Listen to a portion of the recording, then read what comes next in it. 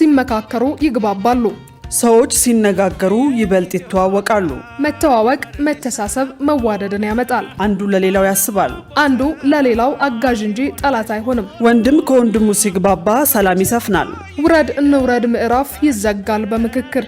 በጦርነት የሚጠፋ ህይወት፣ በጦርነት የሚጎድል አካል፣ በጦርነት የሚወድም ንብረት አይኖርም። ችግር በንግግር አለመግባባት በምክክር ይፈታል። ኢትዮጵያውያን አሁን ያንን እያደረጉ ነው። ወንድማማቾች ያንን እያደረጉ ነው። ሀገር ለማሻገር መጪውን ጊዜ የተሻለ ለማድረግ ኢትዮጵያ እየመከረች ነው። ኢትዮጵያውያን እየተሻገሩ ነው። ኢትዮጵያውያን የልዩነት ግድግዳ አፍርሰው የአንድነት የፍቅር ድልድይ ይገነባሉ። የዘመኑ ጀግንነት ችግርን በመመካከር መፍታት ነውና በቸሪደር ዙሪያው በቸሪደር የኢትዮጵያ ምድር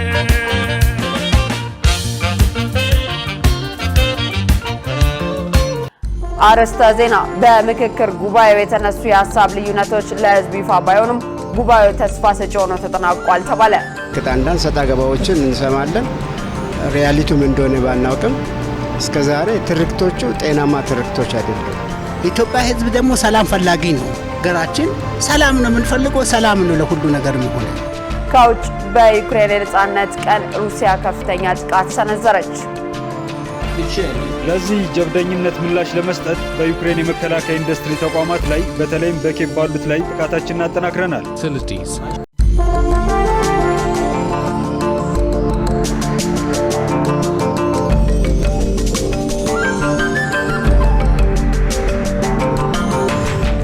ጤና ይስጥልን ክቡራን ተመልካቾቻችን፣ ከኢሳት ነጻ የህዝብ ሚዲያ የሰዓቱን ዜና ይዘን ቀርበናል። ከዘገባዎቹ ጋር ትዕግስት ተስፋዬ፣ በምልክት ቋንቋው ዳዊት ጎሴ አብሮን ይቆያል። አብራችሁን ሁኑ። ቀዳሚ ወዳደረግነው መረጃዎች አልፋለሁ። በምክክር ጉባኤው የተነሱ የሀሳብ ልዩነቶች ለህዝብ ይፋ ባይሆኑም ጉባኤው ተስፋ ሰጪ ሆኖ ተጠናቋል ተባለ። የሀገራዊ ምክክር ጉባኤውን መጠናቀቅ ተከትሎ ኢሳት የአዲስ አበባ ነዋሪዎችን አነጋግሯል። የዚህን ዜና ዝርዝር ዮሐንስ ተስፋ እንደሚከተለው ያቀርበዋል። የዘመናት አሉታዊ ትርክቶችን በማስወገድ በኩል ምክክሩ የጎላ ፋይዳ ያለው በመሆኑ ቀጣይነት ሊኖረው ይገባል ሲሉ የአዲስ አበባ ነዋሪዎች ጠይቀዋል። የሀገራዊ ምክክር ጉባኤውን መጠናቀቅ ተከትሎ ኢሳት የምክክር ጉባኤው የሀገሪቱን መሰረታዊ ችግሮችና ግጭቶችን በመፍታት በኩል ምን ያህል ተስፋ ሰጪ ነው እንዴት ያሳያችሁት ሲል የአዲስ አበባ ነዋሪዎችን አነጋግሯል። ነዋሪዎቹ በሰጡት አስተያየት በአንዳንድ ተወያዮች በልዩነት ተነስተው ነበር ከተባሉ ሀሳቦች ውጪ ጉባኤው ችግሮችን ይቀርፋል የሚል እይታቸውን ለኢሳት ተናግረዋል። ሰጣ ገባዎችን እንሰማለን። ሪያሊቲው ምን እንደሆነ ባናውቅም እስከዛሬ ትርክቶቹ ጤናማ ትርክቶች አይደሉም። ያለፉ ትርክቶችን ለዚህ ትውልድ እያሻገሩ ብዙ ነገሮች በምድርቷ ላይ ቀውስ ሆኗል። ያንን በመጠኑ ያስወግዳል ብዬ ነው የሚያምነው። በሌላ በኩል በሀገሪቱ አንዳንድ አካባቢዎች የሚስተዋሉ ግጭቶችን በመፍታት በኩል አንዱ መንገድ ተደርጎ የሚወሰድ ነው ብለዋል። በጣም ጥሩ ነው። አንዱ የግጭት መፍቻ መንገድ ነው። የመስማማት የመግባባት ውጤት ሊሆን ስለሚችል ህዝብ ተሰባስቦ በአገሩ ጉዳይ ላይ ሲወያይ እና ይሄ የተደረገው ነገር መልካም ነው። ምን ጊዜም ሰፊ ናት። ኢትዮጵያ ህዝብ ደግሞ ሰላም ፈላጊ ነው። ሀገራችን ሰላም ነው የምንፈልገው፣ ሰላም ነው ለሁሉ ነገር የሚሆነ። ሰላም ከሌለ እድገት የለም። ሰላም ከሌለ አገር አያድግም፣ ልጅ አያድግም፣ ሽማግሌ አይኖርም። ሰላም ካለ ግን ነገር ሁሉ ነገር ሰላም ነው። በዚህ ይቀጥል ነው። ከመጀመሪያው ጀምሮ እኔ የራሴ ተስፋ ነበረኝ። ባሰብኩት ልክ ተከናውኗል ማለት እችላለሁ። ምክንያቱም አሉባልታዎች በየጊዜው ይወራሉ። አሉባልታዎች ሊጠፉ የሚችሉት ሀገር የምትገነባ በምክክር ነው። ምክክሩ ደግሞ ጥሩ መግባባትን ከተለያዩ አቅጣጫ ያሰባሰበ ህዝብን ስለሆነ ጥሩ መግባባትን የፈጠረ ሀገራዊ ምክክር ነው የሚል እንድምታ ነው ያለኝ። ለሀገሪቷ እፎይታ ነው። ምክንያቱም አልተለመደም። እኛ ሀገር ከዚህ በፊት በዚህ አይነት ሁኔታ መቀጠሉ ለቀጣይም ትውልድ ጥሩ መልእክት አስተላልፎ ያለፈ ምክክር ጉባኤ ነው። ፋይዳው በጣም እጅግ በጣም በጥሩ ሁኔታ የተካሄደ መሆኑን ነው የተገነዘብነውና በየቦታና በየብሔር ብሔረሰቦቹ መካከል ያለውን ሁኔታ የሚያቀራርብና በጥሩ መንገድ የሚያስከድ መስሎን ነው የታየነውና በጥሩ ሁኔታ ነው። በዚህ ቢቀጥል ቆንጆ ነው እና ህዝባችን ደስተኛ ነው። በእኔ እንዳየሁት እኔ እንደተገነዘብኩት በጣም ደስተኞች ነን። ቅርበት አለው፣ የሚያቀራርብና የሚያገናኘን ነው የኢትዮጵያ ሀገራዊ ምክክር ኮሚሽን ከሐምሌ 8 ጀምሮ ለ34 ቀናት ሲያካሂድ የቆየው የምክክር ጉባኤ 4 ምክር ሀሳቦችን በልዩነት አስቀምጦ ነሐሴ 16 ቀን 2018 ዓ.ም ተጠናቋል። የኢትዮጵያ የሃይማኖት ተቋማት ጉባኤ ለ1501ኛው የሞሊድ በዓል የእንኳን አደረሳችሁ መልእክት አስተላለፈ።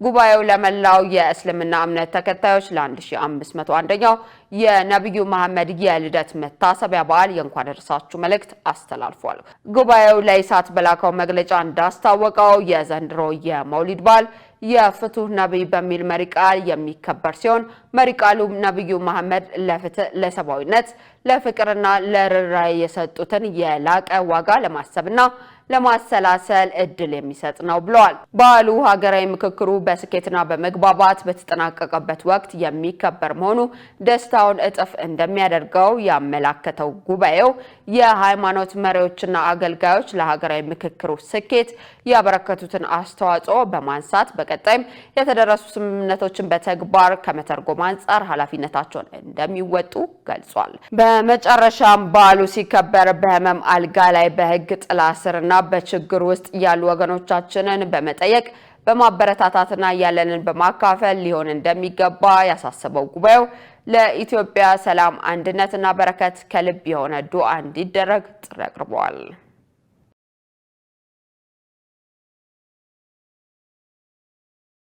የኢትዮጵያ ሰብአዊ መብቶች ህብረት ዜጎች በማንነታቸውና በእምነታቸው ምክንያት ሰብአዊ መብታቸው መጣስ የለበትም ሲል አሳሰበ።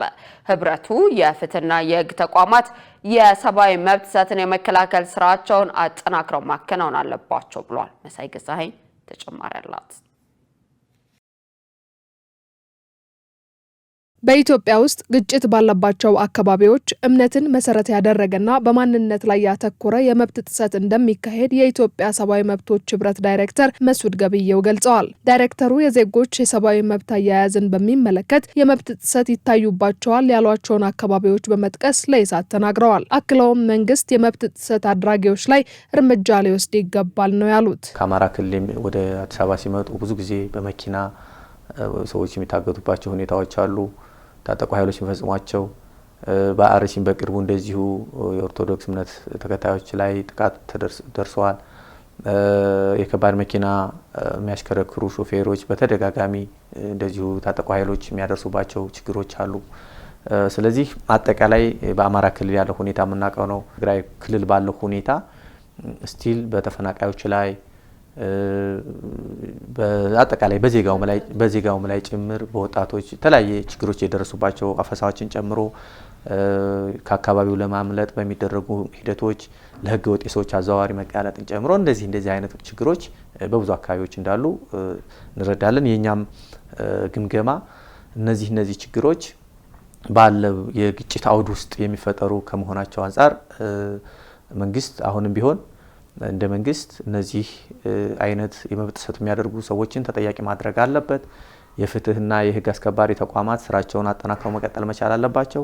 ግጭትና ጥቃት የሚከሰተው የፖለቲካ ዓላማቸውን ለማሳካት በሚፋለሙ ወገኖች እንደሆነ የሚገልጹት ዳይሬክተሩ እነዚህ ወገኖች ወደ ጠረጴዛ ዙሪያ መጥተው የሚወያዩበት እድል ሊፈጠር እንደሚገባ አንስተዋል። በዜጎች ላይ የሚፈጸመው የመብት ጥሰትን በተመለከተ ተጠያቂነት መኖር እንዳለበት በአጽንኦት ገልጸዋል። እንዲህ አይነት ሀሳብ የያዙ ኃይሎች ወደ ጠረጴዛ ዙሪያ የሚመጡበት ወደ መነጋገር የሚመጡበት ከጥጥቅ በመለስ በጠረጴዛ ዙሪያ ጉዳያቸውን የሚፈቱበት ሁኔታ እንዲፈጠር የሀገራዊ ምክክር የተጀመረው አሁን የምንለው የሽግግር ፍትህ ራሱን የቻለ አስተዋጽኦ የሚያደርግ እንደመሆኑ አካታች የፖለቲካ ስርዓት እየተገነባ ሲሄድ ሁሉም ሰው ወደ መሀል እየመጣ በምርጫ ብቻ ስልጣን የሚያዝበት ባህል እንዲፈጠርና የሞኖፖሊ ኦፍ ቫዮለንስ ወይም ደግሞ ኃይልን በመቆጣጠር በኩል መንግስት ይህንን ሚና እንዲወጣ እያንዳንዱ ዜጋም እያንዳንዱ በፖለቲካ ማህበራት የታቀፈም ማንም ሰው ጭምር ማገዝ አለበት።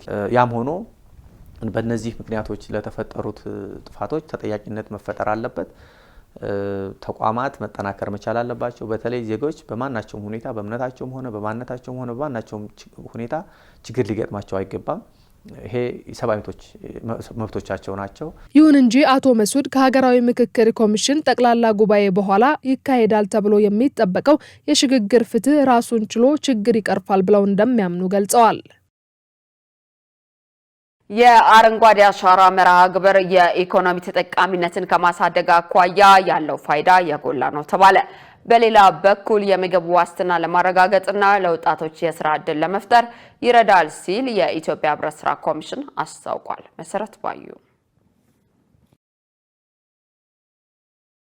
የኢትዮጵያ ህብረት ስራ ኮሚሽን ከህብረት ስራ ማህበራት ጋር በመሆን በሸገር ሲቲ ቡራዮ ክፍለ ከተማ የችግኝ ተከላ መርሃ ግብር አካሂዷል። በመርሃ ግብሩም የኮሚሽኑ አመራሮች፣ የቡራዮ ክፍለ ከተማ አመራሮች እንዲሁም 20 የቁጠባና ብድርና 15 የሸማቾች ህብረት ስራ ማህበራት ተሳትፈዋል። የኢትዮጵያ ህብረት ስራ ኮሚሽን ኮሚሽነር ጌትነት ታደሰ በዚህ ወቅት እንዳሉት የአረንጓዴ አሻራ መርሃ ግብር ከአካባቢ ጥበቃ ባለፈ የምግብ ዋስትናን ማረጋገጥን ጨምሮ የኢኮኖሚ ተጠቃሚነትን ለማሳደግ ይረዳል። ከዚህም በተጨማሪም በህብረት ስራ ማህበር ለተደራጁ ወጣቶች ችግኝ ከማዘጋጀት ጀምሮ እስከ መትከል ድረስ ባለው ሂደት የስራ ዕድል ይፈጥራል ብለዋል። የህብረት ስራ ማህበር አደራጅ መስሪያ ቤቱም የተደራጁ ኢትዮጵያውያን ዜጎች በጣም በርካታ ናቸው። ከ26 ሚሊዮን በላይ ናቸው በህብረት ስራ የተደራጁት። አክቲቭ የሆኑትን እንኳን ወስደን ብንመለከት በብዙ ሚሊዮን የሚቆጠሩ ናቸው። ስለዚህ እነዚህ ኢትዮጵያውያን በህብረት ስራ ማህበራት አማካኝነት በክረምት የበጎ ፍቃድ አገልግሎት ስራዎች ይሳተፋሉ። ለምሳሌ ዛሬ አሁን ያስቀመጥናቸው የአረንጓዴ አሻራ መርሃ ግብር ላይ የሰራ ነው አቮካዶና አፕል ብቻ ነው የተከልነው ማለት ነው። ስለዚህ እዚያ አካባቢ ላይ ያሉ የህብረተሰብ ክፍሎች የአረንጓዴ አሻራው ተጠቃሚ ብቻ ሳይሆን የሚሆኑት ተፈጥሯዊ ተጠቃሚነቱ ብቻ ሳይሆን ኢኮኖሚያዊ ተጠቃሚነቱን በማሳደግ በኩል የራሱን ድርሻ የሚያበረክት ነው። ከአቮካዶም የተከልነው እንዲሁ ዝም ብሎ አቮካዶ አይደለም ማለት ነው። ሀስ የሚባለውንና አሁን ላይ በጣም በገበያ ተፈላጊ የሆነውን ኢትዮጵያም በስፋት ኤክስፖርት እያደረገች ያለችውን የጀመረችውን የአቮካዶ አይነትን የተከልነው። ስለዚህ ኳሊቲም ጨምረናል፣ ቁጥርም ጨምረናል፣ ኮሚትመንት ጨምረናል፣ ተሳታፊ ጨምረናል። ከዚህ በፊት 1-2 ማህበራትን ይዘን ነው የምንተክለው። አሁን ሁሉም ማህበራት ናቸው የመጡት ማለት ነው ዛሬና ይሄ እያደገ የመጣ ልምምድ። የቡራዮ ክፍለ ከተማ አስተዳዳሪ አባታ አስራት በበኩላቸው በክፍለ ከተማው እስካሁን በተካሄደ የችግኝ ተከላ መርሃ ግብር 1.6 ሚሊዮን ችግኞችን መትከል ተችሏል ብለዋል። ይህም የአካባቢውን አርሶ አደር ተጠቃሚ እያደረገ መሆኑን ገልጸው ከ30 ሺህ በላይ ለሚሆኑ ወጣቶች የስራ ዕድል መፍጠር መቻሉን ጠቁመዋል። ችግኙን ብቻ መትከል አይደለም፣ እነኚህ በምንተክላቸው ቦታዎች ሁሉ የስራ ዕድሉን ከመፍጠር አኳያ ብዙ ስራዎችን ሰርተናል። አምና ከ24 ሺህ በላይ የስራ ዕድል ፈጠራዎችን የፈጠርናቸው በተለይ በእንደዚህ በአረንጓዴው አሻራ ውስጥ ሰፊ ስራዎችን ሰርተናል። ማህበሩ በተለይ ለምግብ የሚውሉትን ብዙ ማህበር እዛ ላይ ተደራጅተዋል። ሁለተኛ ደግሞ በንብ ማነብ እንዲሁም ደግሞ በከብት እርባታም ክላስተሮቹ እዚህ ውስጥ ኢንቴግሬትድ ናቸውና ዘንድሮም ከ30 ሺህ በላይ ለሚሆኑት ወጣቶች የስራ ዕድል እንፈጥራለን ብለን እንቅስቃሴ ጀምረናል።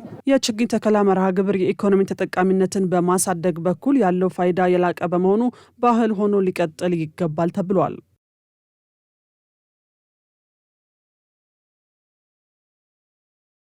የአዲስ አበባ ቱሪዝም ኮሚሽን ከተማዋ ያላትን የቱሪዝም ሀብት በስፋት ለመለየትና ለማልማት የሚያስችል ጥናት እያስጠና መሆኑን ገለጸ። ኮሚሽኑ በተጠናቀቀው በጀት ዓመት ከ1.4 ሚሊዮን በላይ ጎብኚዎችን አዲስ አበባ መጎብኘታቸውንና ከ220 በላይ ዓለም አቀፍ ሁነቶች በመዲናዋ መካሄዳቸውን አስታውቋል። ገነት ዘዘው በመጪው ዓመት ከፍተኛ ቁጥር ያላቸው ጎብኚዎች አዲስ አበባን ጨምሮ ኢትዮጵያን እንደሚጎበኙ የሚጠበቅ በመሆኑ የቱሪዝም ዘርፉን የበለጠ ለማነቃቃት እየተሰራ መሆኑን የአዲስ አበባ ቱሪዝም ኮሚሽን ገልጿል። የኮሚሽኑ ምክትል ኮሚሽነር ቢንያም ታዬ ለኢሳት እንደገለጹት የአዲስ አበባን የጎብኚዎች ቁጥር ለማሳደግ ከሆቴሎች፣ ከንግድ ተቋማትና ከአስጎብኚ ድርጅቶች ጋር በተቀናጀ መልኩ እየተሰራ ነው። በተጠናቀቀው በጀት ዓመት ከ1.4 ሚሊዮን በላይ ጎብኚዎች አዲስ አበባን መጎብኘታቸውን ምክትል ኮሚሽነሩ ተናግረዋል። በከተማችን ከ220 በላይ ዓለም አቀፍ ኮንፈረንሶች እና ኤግዚቢሽኖች ተደርገዋል።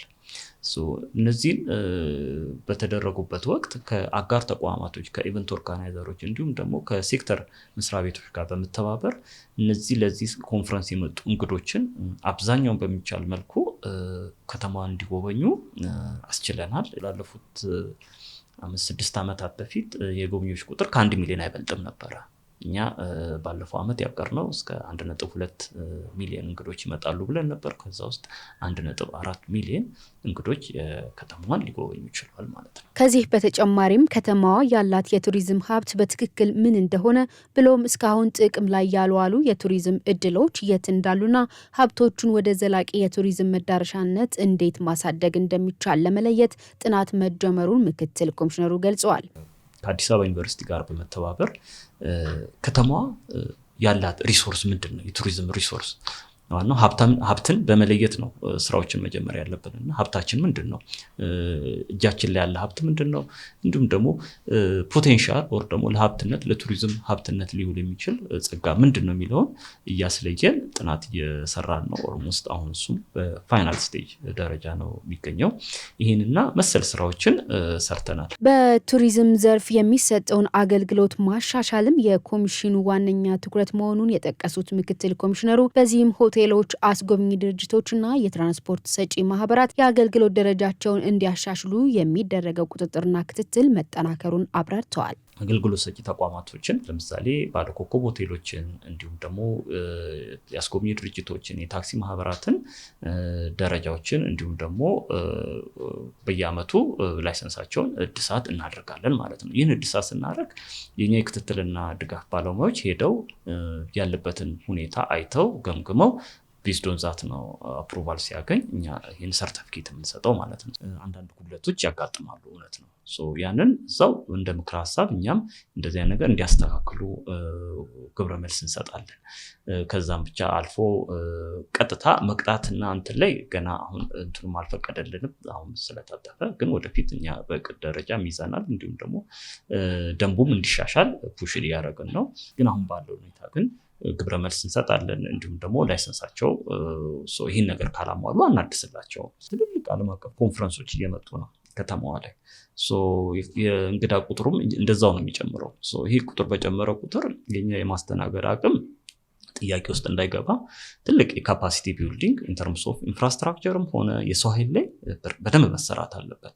ይህም ከአጋር ድርጅቶች አሁን ለምሳሌ ከትሬኒንግ ኢንስቲትዩቶች ጋር በመተባበር ትሬኒንግ ማኑዋሎችን በመቅረጽ እንዲሁም ደግሞ ካሪኩለም ላይም ቀጥታ ኢንቮልቭ በማድረግ ግብአት በመስጠት የአገልግሎት አሰጣጡ እንዲፋጠን እንዲሳለጥ እንዲሁም ደግሞ ደረጃውን የጠበቀ እንዲሆን ተቋማችን በ2019 በጀት ዓመት በርካታ እቅዶችን ይዟል። በአገልግሎት ሰጪ ተቋማት ላይ ያሉ ክፍተቶችን በመለየት የአገልግሎቱን ጥራት ለማሳደግም ከሚቀጥለው ሳምንት ጀምሮ የኦክስፎርድ ዩኒቨርሲቲ የማስተር ክላስ ባለሙያዎች የኦንላይን ስልጠና ለዘርፉ ባለሙያዎች እንደሚሰጡ ተገልጿል።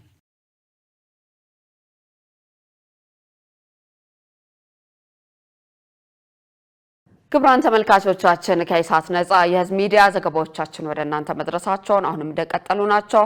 በቀጣይነት የቢዝነስና ኢኮኖሚ መረጃዎችን ወደ እናንተ እናደርሳለን። ባልደረባችን ገነት ዘዘው እየጠበቀችን ነው።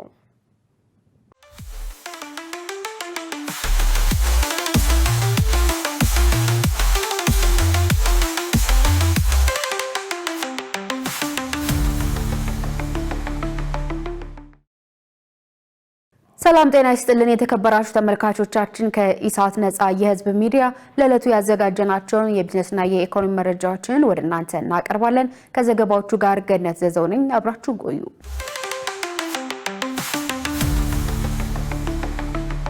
በበጀት ዓመቱ ከ14 ልዩ ኢኮኖሚ ዞኖች $270 ሚሊዮን ማግኘቱን የኢንዱስትሪ ፓርኮች ልማት ኮርፖሬሽን አስታወቀ።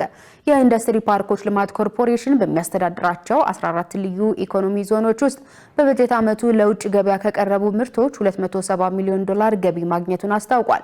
በተጨማሪም በበጀት ዓመቱ አጠቃላይ $5.8 ቢሊዮን ገቢ መገኘቱንና የተሻለ አፈጻጸም እንደታየበት አመልክቷል። የኮርፖሬሽኑ የኮሙኒኬሽን መምሪያ ኃላፊ አቶ ጳውሎስ በለጠ ለውጭ ገበያ ከቀረቡ ምርቶች የተገኘው $270 ሚሊዮን ካለፈው ዓመት ጋር ሲነጻጸር ቅናሽ አሳይቷል ሲሉ ተናግረዋል። ለገቢው መቀነስ ምክንያት የሆነው የሀገር ውስጥ ባለሀብቶችን ይበልጥ ለማበረታታትና በድሬዳዋ ነፃ ንግድ ቀጠና እንዲሰማሩ ትኩረት ተሰጥቶ በመሰራቱ እንደሆነ አስረድተዋል። ዘርፉን የተቀላቀሉ የሀገር ውስጥ ባለሀብቶች ቁጥር ከፍተኛ ቢሆንም ያስመዘገቡት የኢንቨስትመንት ካፒታል አነስተኛ እንደሆነ አቶ ጳውሎስ አክለው ገልጸዋል። ዘገባው የኢትዮጵያን ቢዝነስ ዴይሊ ነው። መጪዎቹን በዓላት መሰረት በማድረግ የምርት አቅርቦትና ስርጭት ክፍተት እንዳይፈጠር በትኩረት እየተሰራ መሆኑን የአዲስ አበባ ህብረት ስራ ኮሚሽን ገለጸ። ኮሚሽኑ ከ11ዱም ክፍለ ከተሞች የህብረት ስራ ጽህፈት ቤት ኃላፊዎች፣ የዩኒየን ስራ አስኪያጆችና የቦርድ ሰብሳቢዎች ጋር በምርት አቅርቦትና ስርጭት ላይ አስቀድሞ በተከናወኑ ተግባራት ላይ ውይይት አድርጓል። በውይይቱ የኮሚሽኑ ዋና ኮሚሽነር ሽታይ መሐመድ እንደተናገሩት በበዓላት ወቅት አባላትም ሆኑ የከተማው ነዋሪ እንዳይቸገር አስፈላጊ የሚባሉ የፍጆታ ምርቶች በተለይም የግብርናና ኢንዱስትሪ እንዲሁም እንስሳትና የእንስሳት ተዋጽኦ እጥረት እንዳይከሰት ሰፊ ስራ ሲሰራ መቆየቱን ጠቁመዋል። አሁን ላይ በሁሉም ክፍለ ከተሞች የሚገኙ ዩኒየኖች ምርቶቻቸውን በመጋዘኖቻቸው በማከማቸት ለመሰረታዊ ማህበራት እያሰራጩ መሆኑን ገልጸዋል። ማህበራቱ በዋጋም ሆነ በአቅርቦት ከነፃው ገበያ በተሻለ አግባብ ማቅረባቸውን የተናገሩት ኮሚሽነሯ ህብረተሰቡ የሚፈልጋቸው ምርቶች በአቅራቢያው በሚገኙ የማህበራቱ ሱቆች መሸመት እንደሚችል ነው የተናገሩት። ማህበራቱ በበኩላቸው ኮሚሽኑ በፈጠረላቸው ትስስር መሰረት ለበዓሉ አስፈላጊ የሆኑ ግብአቶችን በተለይም ጤፍ፣ የጥራጥሬ እህሎች፣ ዘይት፣ ሽንኩርት፣ እንቁላልና ዱቄት የመሳሰሉ ምርቶችን ህብረተሰቡ ተጠቃሚ የሚሆንበትን ቅድመ ዝግጅት አጠናቀናል ብለዋል። ዘገባው የተቋሙ ነው። በደቡብ ምዕራብ ኢትዮጵያ ህዝቦች ክልል 8000 በሚሆኑ ህገወጥ ነጋዴዎች ላይ አስተዳደራዊ እርምጃ መወሰዱን የክልሉ ንግድና ኢንቨስትመንት ቢሮ አስታወቀ። ቢሮው በተጠናቀቀው በጀት ዓመት እቅድ አፈጻጸምና የቀጣይ የትኩረት አቅጣጫዎች ላይ ያተኮረ የምክክር መድረክ እያካሄደ ነው።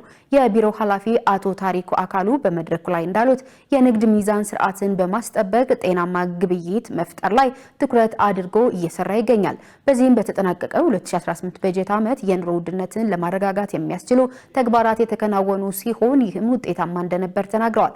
ህገወጥ የንግድ እንቅስቃሴን ለመከላከል በተደረገው የክትትልና የቁጥጥር ስራ 8000 በሚሆኑ ነጋዴዎች ላይ ህጋዊና አስተዳደራዊ እርምጃ መወሰዱን ገልጸዋል። ህገወጥ ንግድ የኑሮ ውድነትን የሚያባብስ መሆኑን ጠቅሰው በተግባሩ ላይ በተገኙ ነጋዴዎች ላይ በተወሰደው እርምጃ ከ52.8 ሚሊዮን ብር በላይ ወደ መንግስት ካዝና ገቢ ማድረግ እንደተቻለ አቶ ታሪኩ ጠቅሰዋል። በሌላ በኩል የቅዳሜና እሁድ ገበያ ማዕከላትን በማስፋፋት ኑሮን ለማረጋጋት ያለውን አቅም ከግምት ውስጥ በማስገባት ወደ 36 ከፍ ማድረግ መቻሉን አስረድተዋል። የሚዛን አማን ከተማ አስተዳደር ኢንዱስትሪና ንግድ ጽህፈት ቤት ኃላፊ አቶ ጌታቸው መለሰ ከተማ አስተዳደሩ ከ2.5 ሚሊዮን ብር በላይ በጀት በመመደብ የቅዳሜና እሁድ ገበያ ማዕከላትን ማደራጀት መቻሉን ገልጸዋል። የኑሮ ውድነትን ለመቀነስ በመንግስት የተነደፉ ኢኒሼቲቮችን በአግባቡ መሬት ላይ በማውረድ ሸማቹን ከአላስፈላጊ የዋጋ ጭማሪ መታደግ ትኩረት እንደተሰጠው ተናግረዋል። ዘገባው የኢዜአ ነው። የደብረ ብርሃንን ከተማ የኢንዱስትሪ ማዕከልነት የሚያጠናክርና በክልሉ መንግስት ከ275 ሚሊዮን ብር በላይ በጀት የተመደበለት የደረቅ ጭነት ተርሚናል ግንባታ በይፋ መጀመሩ ተገለጸ። 1.6 ሄክታር መሬት ላይ የሚያርፈውና በክልሉ የመጀመሪያ የሆነው ይህ ፕሮጀክት ሙሉ የግንባታ ስራው በአንድ ዓመት ጊዜ ውስጥ ተጠናቆ ለአገልግሎት እንደሚበቃ ተገልጿል። ተርሚናሉ ስራ ሲጀምር በቀን እስከ 1000 ተሽከርካሪዎችን የማስተናገድ አቅም ይኖረዋል። የክልሉ መንገድ ትራንስፖርትና ሎጂስቲክስ ቢሮ ኃላፊ ዶክተር ጋሻው አወቀ ፕሮጀክቱ የከተማዋን የኢንዱስትሪና የንግድ እንቅስቃሴ የሚያግዝ መሆኑን ጠቅሰዋል። ለቀጣይ ማስፋፊያዎችም ከተማ አስተዳደሩ ባለሀብቶችና ማህበረሰቡ ድጋፋቸውን እንዲቀጥሉም አሳስበዋል። የደብረ ብርሃን ከተማ ተቀዳሚ ምክትል ከንቲባ በድሉ ውብሸት የግንባታው መጀመር የነዋሪዎችን የረጅም ጊዜ ጥያቄ የመለሰ መሆኑን ገልጸዋል። ከተማ አስተዳደሩ ለፕሮጀክቱ ስኬታማነትና በወቅቱ እንዲጠናቀቅ በቅርበት የማገዝ ኃላፊነቱን እንደሚወጣም አረጋግጠዋል። ዘገባው የአማራ ሚዲያ ኮርፖሬሽን ነው። የተከበራችሁ ተመልካቾቻችን አሁን ደግሞ የዕለቱን የውጭ ምንዛሬ ዋጋና የብሔራዊ ባንክ የወርቅ ግብይት መረጃ ተከታትለን እንመለስ።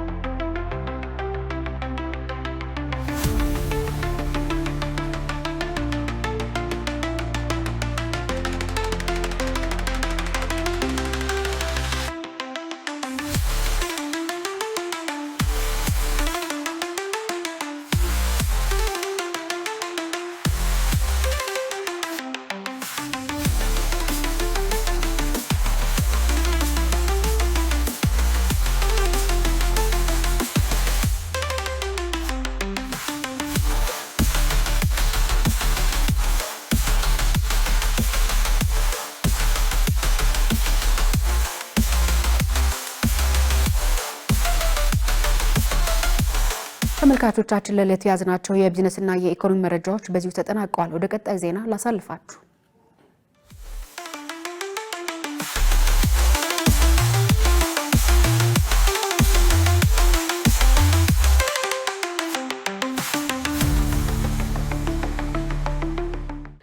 ክቡራን ተመልካቾቻችን ከኢሳት ነጻ የህዝብ ሚዲያ ዘገባዎቻችን ወደ እናንተ መድረሳቸውን ቀጥለዋል። በቀጣይነት ወደ ዘገባዎች እናመራለን። በዩክሬን የነጻነት ቀን ሩሲያ ከፍተኛ ጥቃት ሰነዘረች። ጥቃቱ የተፈጸመው የአውሮፓ መሪዎች የዩክሬንን የነጻነት ቀን ለማክበር በኪየቭ በተሰባሰቡበት ወቅት ሲሆን ሩሲያ ይህንን ታሪካዊ ቀን በተደጋጋሚ ከባድ ጥቃቶችን በመሰንዘር ታሳልፈዋለች። ዮሐንስ ተስፋ ተጨማሪ ያለው ሰማያዊና ቢጫ ቀለማት ዩክሬን ነጻነቷን ሉዓላዊነቷንና ብሔራዊ ማንነቷን ለመወከል የምትጠቀምባቸው ናቸው። ዛሬ በብሔራዊ የሰንደቅ ዓላማ ቀንና የሀገሪቱን 35ኛ የነጻነት በዓል ዋዜማ በማስመልከት እነዚህ ቀለማት የመላው አውሮፓ አንድነት ማሳያ ሆነዋል። የኖርዲክና የባልቲክ ሀገራት መሪዎች ከፕሬዝዳንት ቮሎዲሚር ዜሌንስኪ ጎን ለመቆም በኪየቭ የሚገኙ ሲሆን፣ በሌላ በኩል ግን ጦርነቱ አሁንም የመብረድ ምልክት እያሳየ አይደለም። ዛሬ ልዩ ቀን ነው። የዩክሬን ምልክት የሆነው እውነተኛው የጥበቃ አርማችን ቀን ነው። ይህ ቀን በጣም ጠንካራ ስሜት የሚንጸባረቅበት ዕለት ይሆናል። የአውሮፓ መሪዎች ለዩክሬን ያላቸውን ድጋፍ በድጋሚ ያረጋገጡ ሲሆን በ2027 ለዩክሬን የሚሆን ሌላ ከፍተኛ የገንዘብ ድጋፍን ይፋ አድርገዋል። በቅርቡ ባወጡት የጋራ መግለጫም የጋራ የጦር መሳሪያ ምርትን እንደሚያስፋፉና የክረምቱን ወቅት ታሳቢ ያደረገ የኃይል መሰረተ ልማት ድጋፍ እንደሚያደርጉ አረጋግጠዋል። ልክ እንደ ዘንድሮ ሁሉ ድጋፋችንን በተመሳሳይ ደረጃ ማለትም 9 ቢሊዮን የሚጠጋ የአሜሪካ ዶላር በመመደብ እንቀጥላለን። ድጋፉ ሰፊ ሲሆን ወታደራዊ፣ ሰብአዊና የገንዘብ ድጋፍን ያካትታል። ይህም ዩክሬን ቅድሚያ የምትሰጣቸውን ጉዳዮች የምትከተል ይሆናል። ነገር ግን ይህ ስነ ስርዓት የሚካሄደው ሌላ እየበረታ ያለ ገዳይ የጦርነት ጊዜን ተከትሎ ነው። አርብ ዕለት የሩሲያ ድሮን መሀል ዩክሬን በሚገኝ የገበያ ማዕከል ላይ ባደረሰው ጥቃት ቢያንስ 16 ሰዎች ሲሞቱ ከ130 በላይ ሰዎች ቆስለዋል። ይህ ጥቃት ሩሲያ በዩክሬን ከተሞች ላይ የምታካሂደው ሰፊ የአየር ጥቃት ዘመቻ አካል ነውም ተብሏል። ኪየቭ በተለየ ሁኔታ የሩሲያን የባሊስቲክ መሳሪያዎች መጥለፍ የሚችሉ ተጨማሪ የአየር መከላከያ ሚሳይሎች በአስቸኳይ እንደሚያስፈልጓት እየገለጸች ትገኛለች። ይህን ተከትሎም ዴንማርክ እና ሌሎች አጋር ሀገራት ሚሳኤሎችን ጨምሮ የአየር መከላከያ ቁሳቁሶችን አቅርቦት ለማፋጠን ቃል ገብተዋል። አሁን ጠንካራ የአየር መከላከያ ስርዓት በአስቸኳይ ስለሚያስፈልጋችሁ እኛ ለማቅረብ ቃል መግባት አለብን። በጋራ አዲስ የሚሳኤል ስርዓትን በፍጥነት ለማልማት ተስማምተናል። ይህ በእንዲህ እንዳለ ዩክሬንም ጦርነቱን ወደ ሩሲያ ግዛቶች እያስፋፋች ትገኛለች። የዩክሬን ድሮኖች ከአርብ እስከ ቅዳሜ ባለው ሌሊት በሩሲያ የኢንዱስትሪና የኢኮኖሚ መሰረተ ልማቶች ላይ ጥቃት አድርሰዋል። ከነዚህም ውስጥ የኦዞን መጋዘንና የነዳጅ ማጣሪያ ይገኙበታል። የዛሬው የሰንደቅ ዓላማ ምስሎች የጎብኚ መሪዎችና ዲፕሎማሲ አንድነት ከበዓሉ ባለፈ ሌላ ጠንካራ መልእክት ያስተላልፋሉ። አውሮፓ ከዩክሬን ጋር ለመቆም እንዳሰበች እያሳየች ቢሆንም ነገር ግን መሬት ላይ ያለው እውነታ ጦርነቱ እየተባባሰ እንጂ እየቀነሰ እንዳልሆነ ያሳያል። ለዚህ ጀብደኝነት ምላሽ ለመስጠት በዩክሬን የመከላከያ ኢንዱስትሪ ተቋማት ላይ በተለይም በኪየቭ ባሉት ላይ ጥቃታችንን አጠናክረናል። እንዲሁም ጠላት በሲቪል ኢንዱስትሪና የሎጂስቲክስ ተቋሞቻችን ላይ ለሚወስደው እርምጃ አጸፋዊ ምላሽ መስጠት ጀምረናል። ለጊዜው ባንዲራዎቹ በኪየቭ ሰማይ ላይ በሰላም እየተውለበለቡ ይሆናል። ነገር ግን ጦርነቱ አሁንም እየተዛመተ ከዩክሬን የጦር ግንባሮችም አልፎ አድማሱን እያሰፋ ይገኛል። መረጃው የቲአርቲ ወርልድ ነው። ብራዚል በሰው ሰራሽ አስተውሎት ታሪክ ግዙፉን በጀት ይፋ አደረገች። ብራዚል በሰው ሰራሽ አስተውሎት ዘርፍ ያላትን አቅም ለማሳደግና የቴክኖሎጂ ነፃነቷን ለማረጋገጥ ያለመ የ444 ሚሊዮን ዶላር ታሪካዊ በጀት ይፋ አድርጋለች። የፕሬዝዳንት ሉላ ዳ ሲልቫ አስተዳደር ይፋ ያደረገው ይህ እቅድ ሀገሪቱ በዲጂታል ዓለም ከአንድ ወገን ጥገኝነት ወጥታ የራሷን የቴክኖሎጂ ሉዓላዊነት እንድታረጋግጥ የሚያስችላት መሆኑ ተገልጿል። በጠቅላላው የ2.3 ቢሊዮን የብራዚል ሪያል ዋጋ የተመደበለት ይህ ግዙፍ ፕሮጀክት በዓለማችን የቴክኖሎጂ የበላይነት ለመጨበጥ ከፍተኛ ፉክክር ውስጥ ባሉት አሜሪካና ቻይና መካከል ስትራቴጂካዊ ሚዛንን ለመጠበቅ ያለመ ነው ተብሏል። ከታወጀው በጀት ውስጥ 1.3 ቢሊዮን ሪያል የሚሆነው በሪዮ ዴ ጄኔሮ ከተማ ለሚገነባው የቋንቋ ሞዴል መሰረተ ልማት ዝርጋታ ውሏል። ይህ መሰረተ ልማት ከቻይናዎቹ የቴክኖሎጂ ግዙፋን ሁዋዊና አይፍላቴ ጋር በቅንጅት የሚከናወን ሲሆን ሀገሪቱ የራሷን የቋንቋና የባህል ይዘት ያካተቱ የሰው ሰራሽ አስተውሎት ስርዓቶችን እንድትገነባ ያስችላታል። በሌላ በኩል ደግሞ ቀሪው 1 ቢሊዮን ሪያል ከአሜሪካ የቺፕ አምራች ኩባንያ ኤንቪዲያ በሚገዙ ዘመናዊ ማሽኖች ለሚገነባው አዲስ ሱፐር ኮምፒውተር ማቋቋሚያ የተመደበ ነው። ይህ የብራዚል ውሳኔ በዓለም አቀፍ ደረጃ እየተካሄደ ባለው የቴክኖሎጂ ቀዝቃዛ ጦርነት ውስጥ ሀገራት የሚከተሉትን አዲስ የዲፕሎማሲ መስመር የሚያሳይ ነው ተብሏል። ቻይና ለብራዚል ትልቋ የንግድ አጋርና የምርት ኤክስፖርት መዳረሻ ስትሆን አሜሪካ በበኩሏ ለሀገሪቱ ከፍተኛውን የውጭ ቀጥታ ኢንቨስትመንት የምታቀርብ ዋነኛ ሀገር ናት። የሉላ ዳ ሲልቫ አስተዳደር የሁለቱንም ሀገራት የቴክኖሎጂ ልዕቀት ጎን ለጎን በመጠቀም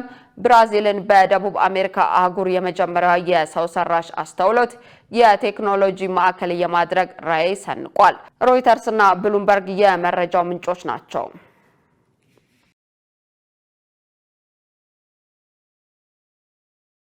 ክቡራን ተመልካቾቻችን ከኢሳት ነጻ የህዝብ ሚዲያ ዘገባዎቻችን ወደ እናንተ መድረሳቸውን ቀጥለዋል። በቀጣይነት ስፖርታዊ መረጃዎችን ወደ እናንተ እናደርሳለን። ባልደረባችን ሙሉቀን ሰለሞን እየጠበቀን ነው። ለጤንነት ለምርት ለወዳጅነት ሰላም ጤና ይስጥልን ተመልካቾቻችን፣ ከኢሳት ነጻ የህዝብ ሚዲያ ለምሽቱ ያዘጋጀናቸውን የስፖርት መረጃዎች ይዘን ቀርበናል። ከመረጃዎቹ ጋር ሙሉቀን ሰለሞን ነኝ። ዮሚፍ ቀጀልቻ በግማሽ ማራቶን አዲስ የዓለም ክብረ ወሰን አስመዘገበ። በአርጀንቲና ቦኖስ አይረስ በተካሄደው የግማሽ ማራቶን ውድድር ኢትዮጵያ አትሌት ዮሚፍ ቀጀልቻ አዲስ የዓለም ክብረ ወሰን አስመዝግቧል። አትሌቱ 21 ኪሎ ሜትሩን 56 ደቂቃ 51 ሰከንድ በሆነ ጊዜ በመጨረስ የውድድሩ አሸናፊ ሆኗል። በዚህም በዩጋንዳው አትሌት ጃኮብ ኪፕሊሞ ተይዞ የነበረውን 57 ደቂቃ ከ20 ሰከንድ የዓለም ክብረ ወሰን በ29 ሰከንድ በማሻሻል አዲስ የዓለም ምርጥ ሰዓት አስመዝግበዋል። በቅርቡ ከትራክ ውድድር ወጥቶ የጎዳና ውድድር መወዳደር የጀመረው ዮሚፍ ማራቶንን ከ2 ሰዓት በታች በማጠናቀቅ በረከቱ ሁለተኛ ፈጣን ሰዓት ማስመዝገቡ አይዘነጋም። በተያያዘ እዛው በአርጀንቲና ቦኖስ አይረስ በተደረገ በሴቶች የግማሽ ማራቶን ውድድር ኢትዮጵያዊቷ አትሌት ፎቴን ተስፋይ የውድድሩን የቦታ ክብረ ወሰን በማሻሻል አሸንፋለች። አትሌቷ 21 ኪሎ ሜትሩን 1 ሰዓት ከ03 ደቂቃ 57 ሰከንድ በመጨረስ የውድድሩን የቦታ ክብረ ወሰን በማሻሻል በአንደኝነት አሸንፋለች። በሌላ ዜና በሲሌሲያ ዳይመንድ ሊግ ኢትዮጵያውያን አትሌቶች አሸነፉ። በፖላንድ ሲሌሲያ በተካሄደው የዳይመንድ ሊግ ውድድር የተሳተፉ ኢትዮጵያውያን የተለያዩ ውጤቶችን አስመዝግበዋል። በወንዶች 3000 ሜትር መሰናክል ገመቹ ጎዳና የዓለምና የኦሎምፒክ ሻምፒዮኑን ሞሮኮ አትሌት ሱፊያን ኤልባካሪን አስከትሎ በአንደኝነት ሲያጠናቅቅ፣ በ1500 ሜትር ሴቶች ውድድር ደግሞ ጽጌ ድጉማ ባለድል ሆናለች። 8 ኢትዮጵያውያን አትሌቶች በተሳተፉበት የሴቶች 5000 ሜትር ውድድር ደግሞ ፍሬዮኒ ኃይሉ ጣሊያናዊቷ ናዲያ ባቶክሊቴን ተከትላ ሁለተኛ ደረጃ በመያዝ አጠናቃለች። የኤምሬትስ ባለስልጣናት ማንቸስተር ሲቲ ጥፋተኛ ተብሎ ከተቀጣ ከእንግሊዝ ጋር ያለን ወዳጅነት አደጋ ላይ ይወድቃል ሲሉ አስጠነቀቁ። የእንግሊዝ ፕሪሚየር ሊግ ባለፉት 4 ዓመታት ባደረገው ምርመራ በተባበሩት አረብ ኤሚሬትስ ምክትል ፕሬዚደንት ሼክ መንሱር ቢን ዛይድ አል ናህያን ባለቤትነት በሚተዳደረው ማንቸስተር ሲቲ እግር ኳስ ቡድን ላይ የፋይናንስ ሕጎችን ተላልፏል በሚል 115 ክሶች መስርቶበት ውሳኔ በመጠበቅ ላይ እንደሚገኝ ይታወቃል። ክለቡ ትክክለኛ የፋይናንስ መረጃ ባለመስጠትና የፋይናንስ ፍትሐዊነት ደንቦችን በመጣስ በተከሰሰበት በዚህ ክስ ጥፋተኛ ሆኖ ከተገኘ ከፍተኛ የገንዘብ ቅጣት፣ ያሸነፋቸውን ዋንጫዎች መነጠቅ ወይም ከሊጉ እስከ መባረር የሚደርስ ከባድ ቅጣት ሊጠብቀው ይችላል። ይሁን እንጂ ክሱን ሙሉ በሙሉ የሚያስተባብሉት የኤምሬትስ ባለስልጣናት ክለቡ ጥፋተኛ ተብሎ ከተቀጣ በሁለቱ ሀገራት የወዳጅነትና ኢንቨስትመንት ግንኙነት ላይ ከባድ ጉዳት ሊያደርስ እንደሚችል ማስጠንቀቃቸውን ብሉምበርግ ዘግቧል። ይህ በእንዲህ እንዳለ ጉዳዩን የሚያየው ነፃ ኮሚሽን ውሳኔ መስጠቱ ከጠበቁት በላይ መዘግየቱን የፕሪሚየር ሊጉ ዋና አስፈጻሚ ሪቻርድ ማስተርስ ገልጸዋል። ተመልካቾቻችን ከኢሳት ነጻ የህዝብ ሚዲያ የሚተላለፉላችሁ የምሽቱ የስፖርት መረጃዎቻችን እንደቀጠሉ ናቸው። ወደ ዝውውር መረጃዎቻችን እንለፍ። ማንቸስተር ሲቲ አዩብ ቡአዲን ለማስፈረም መስማማታቸው ተገለጸ። ማንቸስተር ሲቲዎች ሞሮኮዊን የ18 ዓመት አማካይ አዩብ ቡአዲን ለማስፈረም ከሊል ጋር መስማማታቸውን ዘ አትሌቲክ ዘግቧል። እንደ ዘገባው ከሆነ ሲቲዎች ለተጫዋቹ ዝውውር ተጨማሪ ክፍያን ጨምሮ 100 ሚሊዮን ዩሮ ይከፍላሉ ተብሏል። የዝውውር ሂሳቡ ለፈረንሳዊ ክለብ ሊል ሪካርዶ ሆኖ መመዝገቡንም ዘገባው ጨምሮ ገልጿል። ቶተናም በበኩሉ መርሙሽን ለማስፈረም ተስማምተዋል ተብሏል።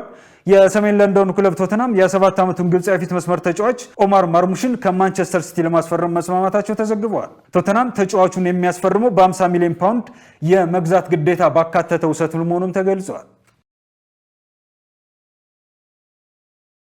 በመጨረሻም ዛሬ ምሽት 4 ሰዓት ላይ ፉላም ከቸልሲ ይጫወታሉ።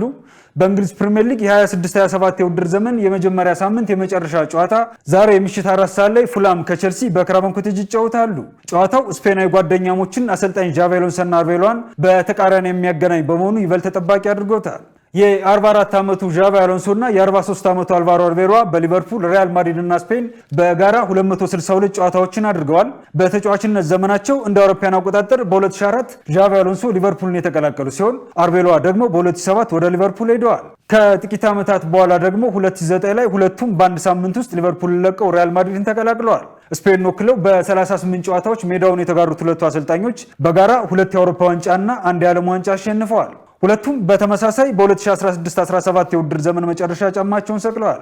አሎንሶ 2018 በሪያል ማድሪድ አካዳሚ የአሰልጣኝነት ስራ ሲጀምሩ አልቤሮም ከ2 ዓመት በኋላ ወደዚያው አካዳሚ ሄደዋል። ሁለቱ አሰልጣኞች ባለፈው ዓመት ከሪያል ማድሪድ የተሰናበቱ ሲሆን አሁን ደግሞ ቼልሲና ፉላምን እየመሩ በተቃራኒ ተገናኝተዋል። የሁለቱ አሰልጣኞች የታክቲክ ፍጥጫ ምሽት 4 ሰዓት ላይ ይጀምራል። ተመልካቾቻችን ከኢሳት ነጻ ህዝብ ሚዲያ ለምሽቱ ያዘጋጀናቸው የስፖርት መረጃዎቻችን የተከታተላችኋቸውን ይመስሉ ነበር። ከመረጃዎቹ ጋር ሙሉቀን ሰለሞን አብሬያችሁ ቆየሁ። መልካም ጊዜ ይሁንላችሁ። ለጤንነት፣ ለምርት፣ ለወዳጅነት ክቡራን ተመልካቾቻችን ከኢሳት ነጻ የህዝብ ሚዲያ ለዕለቱ ያዘጋጀናቸው ዘገባዎች ይህንን ይመስሉ ነበር። ከዘገባዎቹ ጋር ትዕግስት ተስፋዬ፣ በምልክት ቋንቋው ዳዊት ጎሳ አብረናችሁ ቆየን። ቀሪ ኢሳት መሰናዶዎች ወደ እናንተ መድረሳቸውን ይቀጥላሉ። መልካም ጊዜ።